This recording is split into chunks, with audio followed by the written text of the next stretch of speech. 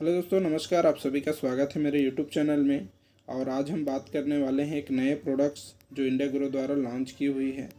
और अगर अभी तक आपने मेरे यूट्यूब चैनल को सब्सक्राइब नहीं किया है तो सब्सक्राइब कर दें और बेल आइकन को भी दबा दें ताकि मेरे नए वीडियो का अपडेट आपको मिलता रहे। चलिए शुरू करते हैं।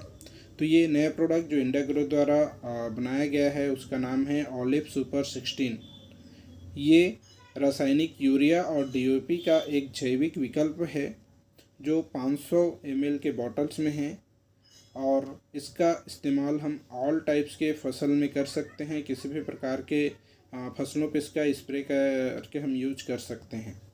तो ये जैविक विकल्प है एक रासायनिक यूरिया और डीएपी का। तो हम पहले समझते हैं यूरिया क्या चीज़ होता है। यूरिया एक कार्बनिक यौगिक है जिसका रासायनिक सूत्र NH2,2CO होता है।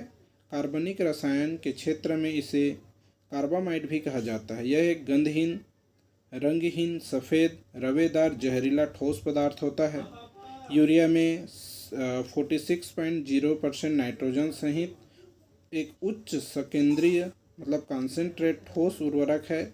यह पूर्णतः पानी में घुलनशील है, इसलिए फसलों के लिए नाइट्रोजन आसानी से उपलब्ध कराता है। कहने का मतलब है कि यूरिया एक नाइट्रोजन का विकल्प है जिसके लिए पौधों को जो नाइट्रोजन चाहिए होता है उसके लिए यूरिया का उपयोग किया जाता है। इसमें नाइट्रोजन नरम रूप में होता है जो कि अमोनिया के रूप में परिवर्तित हो जाता है।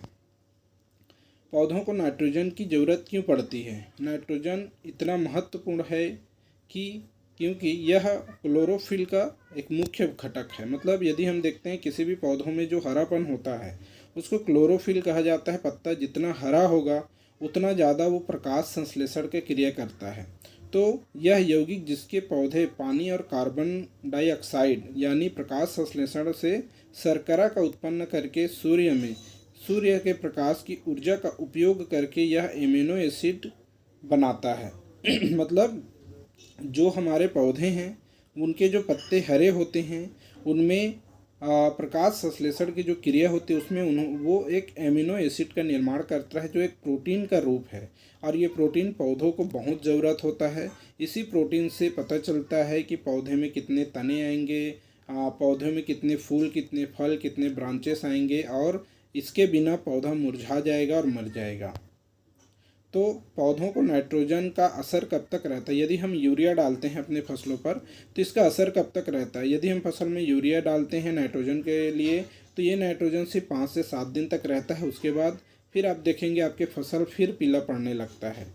यूरिया खाद डालते समय खेत में पानी कम कर देना चाहिए और यह तीसरे दिन फसल को पानी लगानी चाहिए। अधिक यूरिया डालने से फसल हानिकारक कीड़े और बीमारियों का भी हमला होता है। यह वातावरण में जहर की मात्रा को भी बढ़ाता है।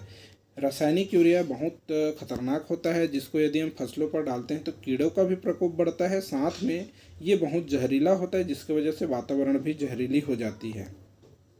साथ में डीएपी। अब डीएपी क्या चीज़ है? डीएपी डाई अमीनो फास्फेट होता है। खाद किसान की पहली पसंद है, लेकिन डीएपी रासायनिक खाद के एक क्षारीय रूप है जिसमें 76% फास्फोरस और 18% नाइट्रोजन होता है। मतलब यूरिया का भी अंश इसमें होता है। डीएपी को खेत में डालने से फसलों को पोषक तत्व मिलते हैं और नाइट्रोजन फास्फोरस की कमी को पूरा करता है। तो ये डीएपी है। डीएपी और यूरिया डालने से हमारे फसलों पर और हमारे ऊपर क्या नुकसान पड़ता है? तो किसी भी रासायनिक खाद या डीएपी, यूरिया या एनपीएल जैसा भी खाद हम रासायनिक रूप में इस्तेमाल करते हैं, इन सब को डालने से मिट्टी की उपजाऊ क्षमता कम होती है, ख़त्म हो जाती है और फिर उपज कम होने लगती है। आज आप देख रहे होंगे आपके फसलों में भी उपज कम होनी शुरू हो गई होगी। साथ में अनाज, सब्जियों और फलों में केमिकल की मात्रा बढ़ जाती है जिसके खाने से हमारे शरीर में भी उसका कुछ अंश आ जाता है जिसकी वजह से हमारे शरीर में बीमारियां बढ़ने की खतरा बढ़ जाता है, बीमारियां होने की खतरा बढ़ जाता है। लेकिन इसके जगह में जो हमने सब्स्टिट्यूट लाई हुई है इंडिया ग्रो द्वारा, वो ऑलिव सुपर 16 में 2 तरह के तत्व डाले गए हैं। एक है जो है सी वीट और एक्सट्रैक्ट, दूसरा है एमिनो एसिड।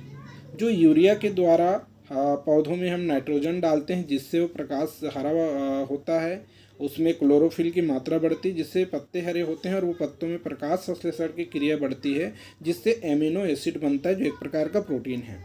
तो इसमें ऑलरेडी जो प्रोटीन बनाई जाती है अमीनो एसिड के रूप में, वो ऑलरेडी इसमें डली हुई है। साथ में है सी वीट्स एक्सट्रैक्ट। हम इसके बारे में जानते हैं ये क्या चीज़ें हैं। तो इंडिया ग्रो द्वारा लाया हुआ ऑलिव 16 सुपर 16 में हम देखते हैं पौधों को एमिनो एसिड कैसे मिलता है। तो पहले तो हम समझते हैं पौधे कार्बनिक नाइट्रोजन से अपने स्वयं के एमिनो एसिड का संश्लेषण करती है। इस क्रिया में नाइट्रोजन का नाइट्राइट और अमोनियम के परिवर्तन शामिल हैं और अंततः एक कार्बनिक अणु में जिसके परिणामस्वरूप ग्लूटामिक एसिड होता है। ऐसे एमिनो बनता है। आप देख पा रहे होंगे पत्तों में जो छोटी छोटी धारियाँ होती है, उसके अंदर में क्लोरोफिल की मात्रा रहती है। Amino acid lysine, glutamine acid, cysteamine और हस्टिडाइट कुछ ऐसे एमिनो एसिड हैं जो मिट्टी में जटिल तथा किलेट सूक्ष्म पोषक तत्वों के लिए जाने जाते हैं। इस प्रकार पौधों के लिए समग्र पोषक तत्व उपलब्ध और अधिग्रहण में वृद्धि होती है।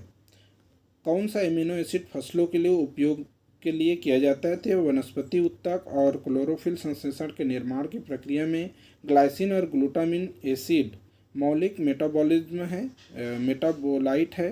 ये एमिनो एसिड पौधों में क्लोरोफिल की मात्रा को बढ़ाने में मदद करते हैं, जिससे प्रकाश संश्लेषण की उच्च डिग्री होती है। इससे हमारे फसलें हरी भरी हो जाती हैं। दूसरा चीज़ है सीवीड खाद। एक जैविक खाद है, ऑर्गेनिक फर्टिलाइजर है। यह मुख्यतः समुद्री घासों से, शैवालों से आदि से बनाया जाता है। यदि आदि को प्रोसेस करके बनाई जाती हैं। स्वीट खाद